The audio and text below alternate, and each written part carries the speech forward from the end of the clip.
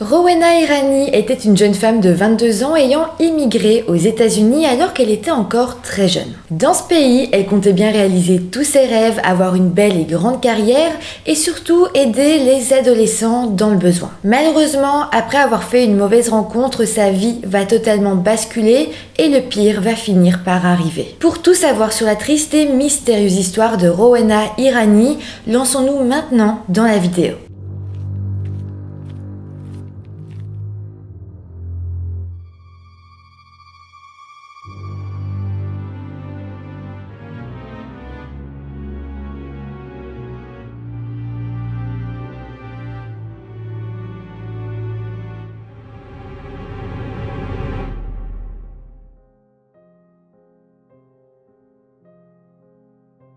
Hello tout le monde, j'espère que vous allez bien. Aujourd'hui, on se retrouve pour une affaire qui est résolue. On va parler ici d'obsession amoureuse et aussi de ce qu'on appelle un crime passionnel. Bien qu'évidemment, entendons-nous, il n'y a rien de passionnel dans un crime, mais vous allez voir. Avant de commencer, comme d'habitude, je vous rappelle de vous abonner à la chaîne si ce n'est pas encore fait. Merci à tous ceux qui le feront, merci à tous ceux qui sont déjà abonnés. N'hésitez pas non plus à me suivre sur mon compte Instagram si vous voulez avoir un petit peu plus de mes nouvelles, voilà. Et maintenant que tout ça est dit, eh bien, lançons-nous dans cette triste affaire. Rowena Irani est née le 18 février 1994 au Pakistan, dans la ville de Karachi. Elle a alors grandi avec ses parents Torenj et Behram Irani, ainsi qu'avec son frère Rushad. En 2004, alors que Rowena n'avait que 10 ans, sa famille va prendre un nouveau départ et ils vont émigrer aux États-Unis, dans l'état du Kansas, dans la ville de Wichita. Le fait d'immigrer aux États-Unis n'a clairement pas été un choix facile pour les parents, vu que toute leur vie se trouvait au Pakistan, mais malgré tout, ils avaient pris la décision de partir vivre en Amérique en espérant pouvoir garantir un meilleur avenir à leurs enfants et leur permettre d'avoir une belle vie. Malheureusement, les premières années sur place ont été vraiment compliquées. Je rappelle qu'à ce moment-là, on était en 2004. Les États-Unis étaient toujours sous le choc des attentats du 11 septembre 2001 et il y avait une sorte de peur et de racisme ambiant. Il ne faut pas oublier que la famille Irani avait emménagé au Kansas, un état qui est quand même connu pour être assez raciste. Ils ont donc malheureusement dû faire face à pas mal de préjugés et ont eu des difficultés à s'intégrer. D'ailleurs, à l'école, Rowena ainsi que son frère avaient beaucoup de mal à se faire des amis. Malgré tout, une fois arrivée au lycée de Wichita High, pour essayer de s'intégrer un peu mieux, eh bien Rowena avait intégré le corps de formation d'officier qui était proposé par son école. Il s'agit en fait d'une formation qui est censée préparer les étudiants à intégrer l'armée une fois diplômés. Rowena n'avait pas vraiment pour but de devenir militaire, par contre elle avait tout de même décidé d'intégrer la formation pour essayer de se faire un peu plus accepter dans son pays, dans sa communauté. Au final, après des premières années qui étaient vraiment compliquées, eh bien Rowena était devenue une jeune femme gentille, extravertie et très ambitieuse. En 2012, donc à ses 18 ans, elle a obtenu son diplôme et elle n'a absolument pas perdu de temps avant de s'inscrire à l'université d'État de Wichita. Une fois à l'université, Rowena a commencé à étudier la psychologie et en soi, comme l'université n'était pas très loin de chez ses parents, elle a continué à vivre là-bas avec son frère. Par contre, il faut vraiment que vous vous rendiez compte que l'université pour elle, c'était vraiment un rêve, c'était quelque chose qu'elle voulait depuis longtemps et elle s'est directement très impliquée dans ses études. Son rêve, c'était de pouvoir obtenir son master et ensuite de pouvoir travailler et aider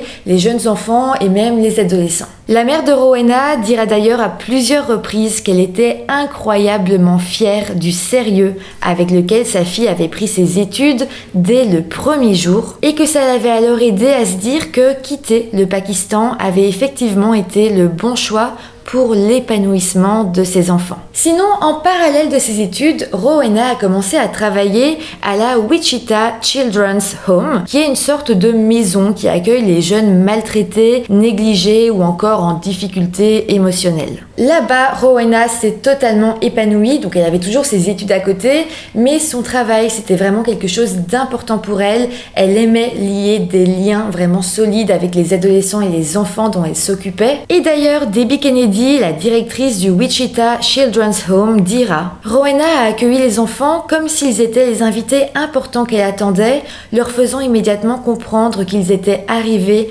dans un havre de sécurité. » D'ailleurs, les enfants qui étaient sur place l'adoraient également, et pour vous dire, tous les matins, c'était Rowena qui venait les réveiller, et tous les soirs avant de partir, elle faisait en sorte de dire au revoir à absolument tout le monde personnellement. Elle était vraiment devenue leur confidente et tous les enfants et les ados avaient vraiment hâte de partager avec elle des anecdotes de leur journée après l'école. Mais ce n'est pas tout puisqu'elle les aidait également à prendre confiance en eux et les aidait à se garantir à leur tour un très bel avenir. En soi, je pense que Rowena semblait avoir trouvé sa raison d'être en aidant les autres et elle se sentait vraiment bien dans sa vie et dans son métier. Elle avait vraiment l'impression de faire quelque chose de bien pour la communauté et elle se disait qu'elle apportait l'aide qu'elle n'avait pas reçue à des ados en difficulté. Tout semblait donc aller à merveille pour elle, mais à partir du mois de mai 2016, les choses vont s'assombrir. À ce moment-là, elle avait alors 22 ans et elle va assister au mariage de son frère. Là-bas, elle va retrouver un certain Dane Owens qui était un vieil ami de sa famille. Pour vous parler un petit peu plus de lui, Dane venait d'une famille assez aisée de l'état du Kansas et avait servi dans l'armée américaine juste après le lycée. Par contre, sa carrière militaire avait finalement pris fin assez brutalement à cause d'un accident pendant son service. Il avait en fait subi un grave traumatisme crânien à cause d'un engin explosif. À cause de ça, Dane avait donc dû rester immobilisé et il était rentré chez lui dans la ville de Wichita, donc justement là où Rowena et sa famille habitaient. Après ça, il s'était alors inscrit à l'université d'État du Kansas pour pouvoir suivre des études universitaires. Donc voilà où on en était lorsque lui et Rowena se sont revus lors de ce mariage. D'ailleurs, pendant la cérémonie, pendant la fête après, ils avaient énormément discuté et ils s'étaient vraiment bien entendus. D'ailleurs, juste après ça, ils se sont revus et ils ont même décidé de se mettre en couple. Et si au début, leur relation amoureuse paraissait réellement belle, jolie, si tout allait bien, il n'a en fait pas fallu longtemps avant que des signes inquiétants ne commencent à émerger. Dan était en réalité vraiment possessif et contrôlant. Et à côté de ça, il avait également de gros problèmes de colère. Selon la famille et les amis de Rowena, Dane était obsédé par l'idée d'épouser Rowena et de fonder une famille ensemble le plus tôt possible. En soi, il voulait vraiment que tout aille le plus vite possible entre eux. Mais bon, du côté de Rowena, les choses étaient différentes. Elle lui avait quand même vite fait comprendre qu'elle avait 22 ans et qu'elle n'était pas totalement prête pour se lancer dans une relation aussi sérieuse.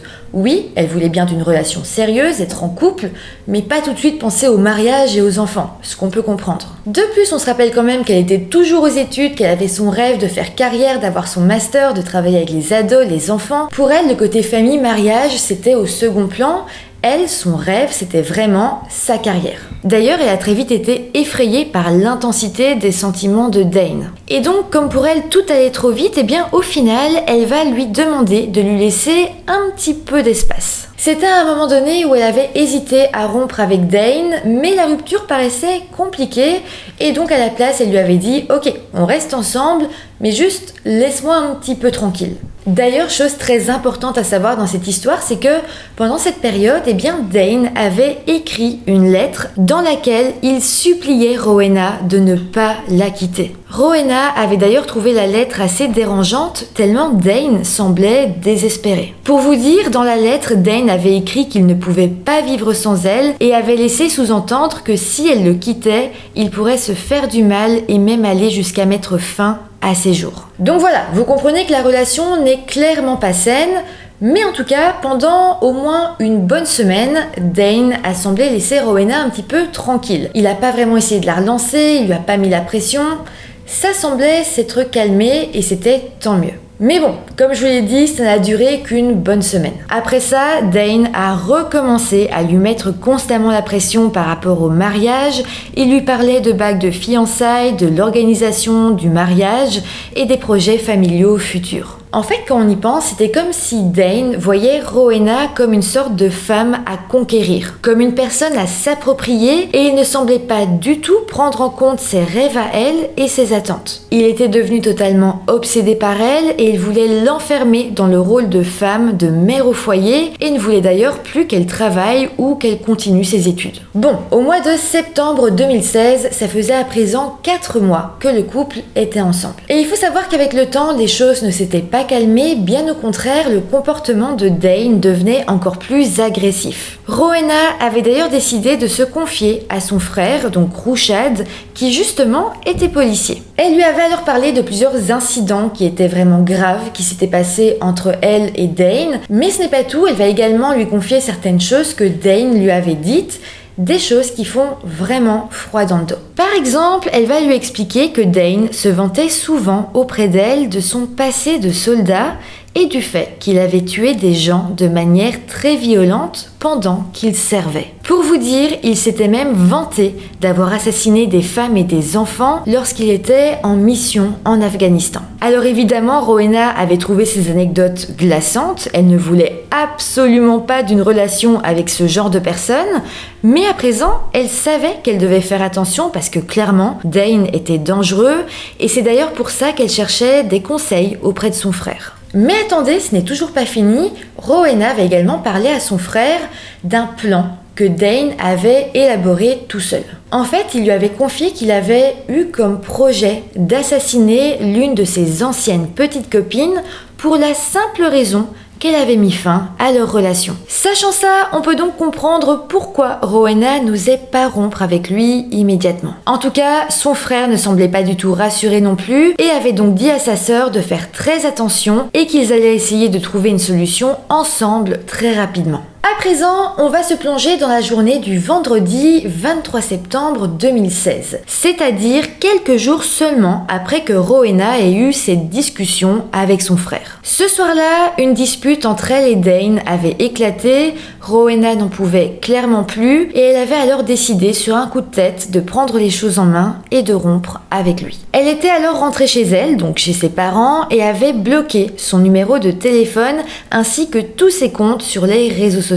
Clairement, elle ne voulait plus du tout qu'il puisse la contacter parce que dès qu'il lui écrivait, il faisait preuve de beaucoup de violence psychologique et clairement, elle n'avait pas besoin de ça. Donc voilà, elle était partie, elle l'avait bloqué et elle espérait donc pouvoir s'en sortir comme ça. Malheureusement, on pouvait s'en douter, mais cette rupture a semblé réveiller un côté encore plus sombre de Dane. C'est là qu'il a alors décidé de se venger et de faire payer à Rowena le fait de l'avoir quittée. Dane a alors acheté un pistolet de calibre 45 et d'ailleurs ce qui est assez dingue ici c'est qu'il se remettait tout juste d'une opération à l'épaule et il était donc incapable de manier correctement une arme, mais bon, il ne semble pas qu'il ait eu de problème pour se la procurer. En tout cas par la suite, le lundi 3 octobre 2016, c'est-à-dire un peu plus d'une semaine après la rupture, Dane s'est présenté à l'improviste au domicile de Rowena. Il semblait d'ailleurs savoir qu'à ce moment-là, elle serait seule à la maison vu que ses parents et son frère étaient au travail. Grâce aux caméras de surveillance disposées dans la rue devant la maison de Rowena, on a pu observer sur les images prises en plein jour que Dane était arrivé là-bas en voiture et que bizarrement, il s'était garé bien plus loin que la maison de Rowena, comme pour être sûr que personne ne le voit garé juste devant. Sur les images de vidéosurveillance, on le voit ensuite marcher vers la maison. Il a son bras en écharpe vu qu'il vient de se faire opérer de l'épaule, mais ce n'est pas tout, on sait aussi que dans cette écharpe, il cache son fusil. Une fois devant la maison, il était alors entré par la porte du garage ouverte et puis par la porte qui était déverrouillée qui menait directement vers la cuisine. De son côté, Rowena était entrée dans la pièce sans méfiance, mais en l'espace d'une seconde, elle s'est retrouvée face à Dane qui a alors levé son arme vers elle et sans même avoir le temps de réfléchir, il lui a tiré une balle dans la tête. Rowena n'a presque pas eu le temps de comprendre ce qu'il se passait À peine elle avait vu le visage de Dane qu'elle s'était pris cette balle en pleine tête. Après avoir abattu Rowena de sang-froid, Dane était alors sorti précipitamment par la porte arrière de la maison et avait pris la fuite. On sait qu'après ça, il avait repris sa voiture et qu'il s'était rendu jusqu'à un étang situé à proximité de la ville de Wichita. Là-bas, il y avait alors jeté son arme à feu ainsi que le téléphone portable de Rowena, sans doute parce qu'il y avait des messages incriminants de sa part qui s'y trouvaient. Par la suite, vers 16h, la mère de Rowena, donc Torange, avait eu fini sa journée de travail. En temps normal, c'est sa fille qui venait la chercher au travail, vu qu'elle lui laissait la voiture pendant la journée, donc Rowena venait la chercher le soir et la ramenait à la maison. Mais voilà, ce qui a été un petit peu étrange ce jour-là, c'est que Torange est sortie du travail, elle a attendu sa fille, mais elle n'est jamais venue la chercher. Au final, c'est l'une de ses collègues qui l'avait ramenée jusqu'à la maison, et lorsque Torange était enfin arrivée,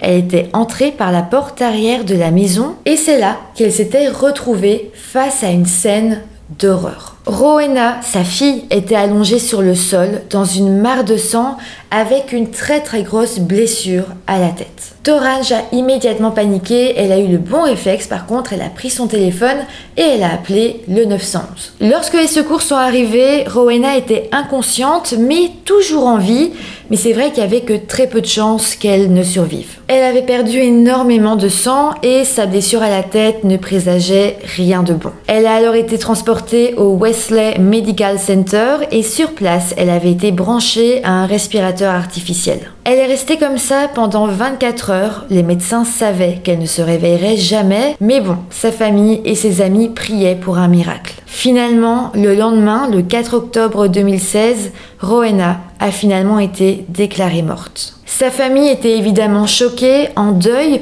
mais ils ont immédiatement exigé que justice soit rendue pour leur fille. Il ne s'agissait pas d'un crime passionnel comme ça a été beaucoup dit, il s'agissait ni plus ni moins que d'une exécution, d'une vengeance parce qu'elle avait décidé de rompre. Suite à ça et rapidement, Rouchad, donc le frère de Rowena, à qui elle s'était confiée et qui était d'ailleurs lui-même policier, a demandé aux enquêteurs de se concentrer sur Dane Owens, c'est-à-dire l'ex-petite amie instable de sa sœur. Suite à ça, Dane a été rapidement retrouvée et a été interrogée. L'interrogatoire a été assez intense et après un moment, Dane a semblé reconnaître le meurtre.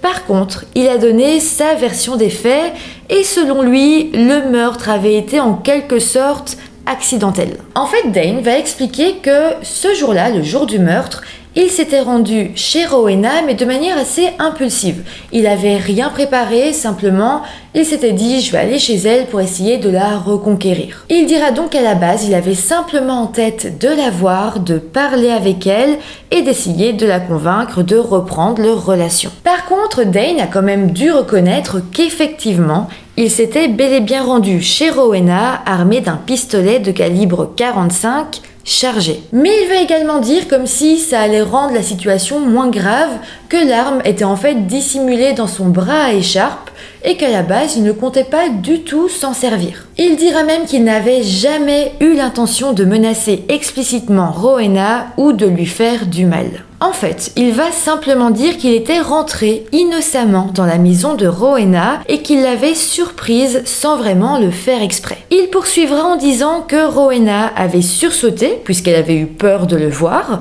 et que ça avait déclenché en lui son syndrome post-traumatique dû à son service militaire. Donc là, ce qu'il disait, c'est que le sursaut de Rowena l'a tout d'un coup fait replonger en temps de guerre et que par réflexe, il avait alors pris son arme et lui avait tiré une balle dans la tête. Il va ensuite dire aux enquêteurs que c'est à ce moment-là qu'il était revenu à lui et qu'il avait découvert avec horreur qu'il avait tiré sur Rowena et qu'à présent elle était au sol dans une mare de sang. Suite à ça, Dane va alors dire aux enquêteurs qu'il n'a pas su comment réagir et qu'il avait donc quitté la maison en courant, qu'il avait repris sa voiture et qu'il avait ensuite ensuite été se débarrasser de toutes les preuves dans un lac. Alors, on peut s'en douter, mais les enquêteurs n'ont absolument pas cru à sa version des faits. On était ici face à un horrible meurtre prémédité. D'ailleurs, rien que les images de vidéosurveillance montraient bien qu'il avait pénétré doucement dans la maison de manière à ne pas être vu, et ça ne collait donc absolument pas à sa version des faits. Au final, au mois de novembre 2018, c'est-à-dire 2 ans après les faits,